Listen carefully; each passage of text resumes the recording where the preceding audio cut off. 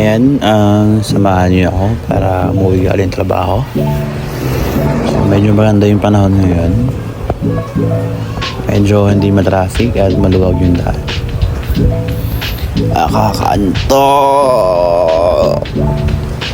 So, ayun na nga. Nasa may bandang UE tayo lang sa Caloocan. So, ayan si Kuya. Ingat, Paps.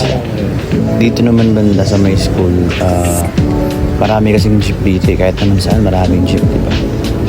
Mahirap lang kumanan kasi may experience ako dati na sa bandang kanan ako tapos biglang, alam mo yun, biglang huminto yung jeep. Ay nako talaga, mabuti na lang at nanonood tayo ng mga action movies na iwasan natin. So ayan, si Kuya hindi naka-signal light, nakakanan pa siya. Feeling ko ngayon parang lumulutang ako eh.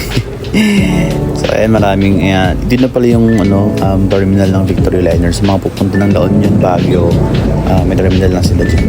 Okay, so dito tayo sa may bike lane kasi traffic sa kaliwa. Naayos pa ni Kuya yung side mirror niya. Ingat Kuya, ingat po.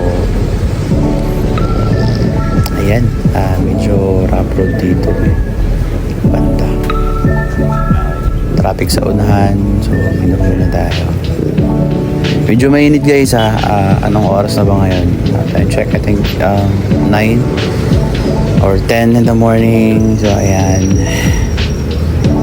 sa may bandang palengke na tayo. Sila Kuya walang helmet oh. Sir, mag helmet kayo, delikado, baka mahuli. Sayang ang 500 ba guys, or 1,000?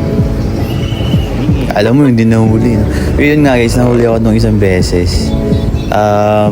Ang tawag doon yung huli ko, nakaka-chinelas ako, puntang Bulacan. Ayun, so iyak muna tayo guys. Bale, hindi pa natin binayaran yung violation natin. Pero nag-ano ba yun? Nag-reflect ba yun sa ano mo? Sa LTMS portal mo?